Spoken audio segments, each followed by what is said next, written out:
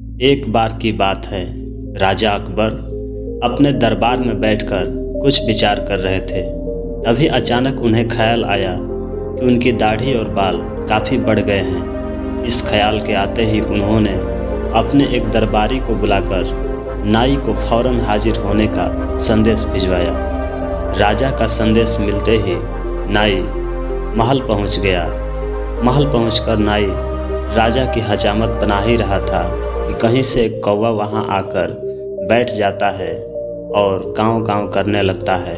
राजा अकबर नाई से पूछते हैं, यह कौवा काँव काँव क्यों कर रहा है? इस पर नाई जवाब देता है, यह आपके पूर्वज का हाल चाल बताने आया है। नाई के इतना कहते ही राजा अकबर आश्चर्य से पूछते हैं, तो बताओ फिर यह कौवा मेरे पूर्वजों के बारे में आखिर क्या बता रहा है? राजा के इस सवाल पर नाई कहता है, यह कौवा कह रहा है कि आपके पूर्वज स्वर्ग में मुसीबत में हैं और काफ़ी परेशान हैं। उनका हाल चाल लेने के लिए आपको अपने किसी करीबी को स्वर्ग भेजना चाहिए। नाई की यह बात सुनकर राजा अकबर और भी हैरान हो जाते हैं। राजा अकबर आश्चर्य से नाई से पूछते हैं, आखिर किसी इंसान को जिंदा स्वर्ग में कैसे भेजा जा सकता है? राजा के इस सवाल पर नाई जवाब देता है, महाराज, मेरी नज़र में एक पुरोहित है जो इस काम को अंजाम दे सकता है। बस आप इस काम के लिए अपने किसी करीबी को स्वर्ग जाने के लिए राजी कर लीजिए। नाई के इस आश्वासन पर राजा अकबर तैयार हो जाते हैं और दरबार में अपने सभी करीबी दरबारियों को बुलाते हैं।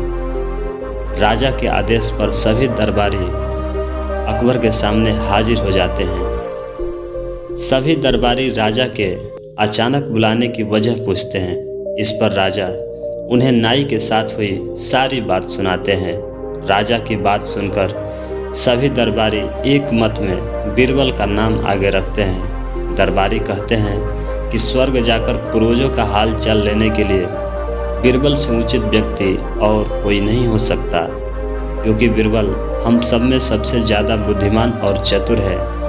इसलिए स्वर्ग में आपके पूर्वजों का हाल चाल लेकर वह उनकी परेशानी का हल आसानी से निकाल सकता है।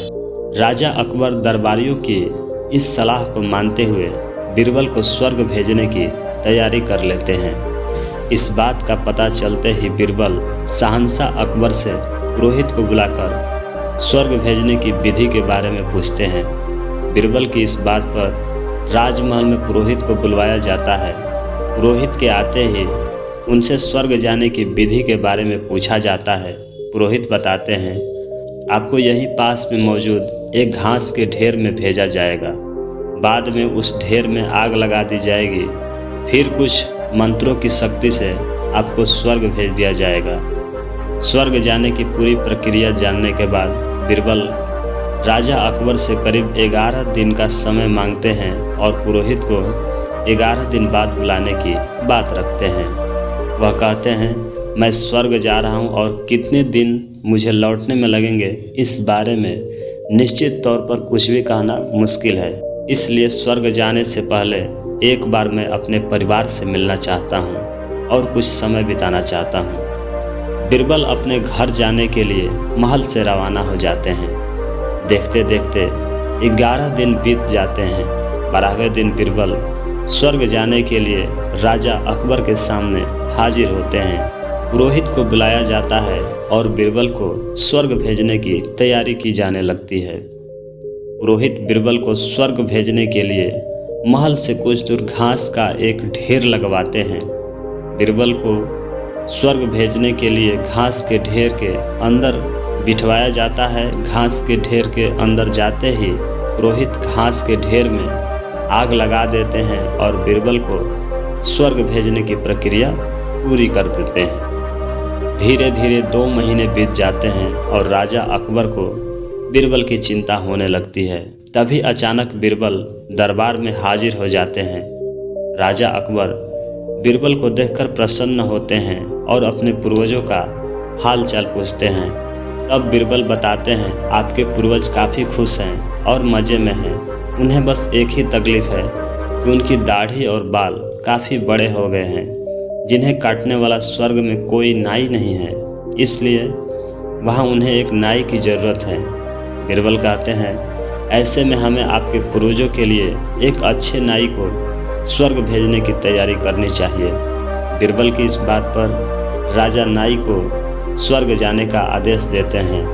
राजा का आदेश सुनकर नाई घबरा जाता है और राजा के पैरों में गिरकर माफ़ी मांगने लगता है। नाई राजा से कहता है कि यह सब कुछ उसने वजीर अब्दुल्ला के कहने पर किया था।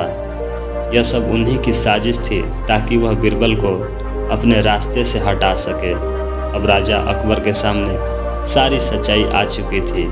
ये सब जानने के बाद राजा अकबर ने वजीर अब्दुल्ला और उनके साथियों को दंड देने का आदेश दिया।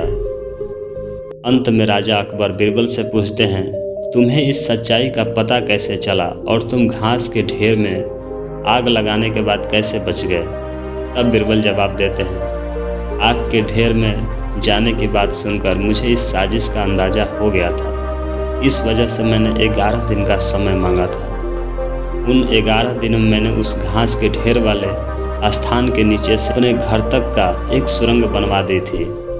उस सुरंग के जरिए ही मैं वहाँ से बचकर निकल गया। बीरबल की पूरी बात सुनकर राजा बहुत प्रसन्न हुए और बोले, वाह बीरबल वाह, यह काम केवल तुम ही कर सकते हो। कहानी से सीख।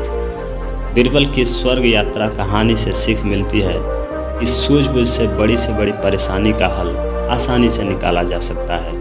तो साथियों, इस कहानी में अभी इतना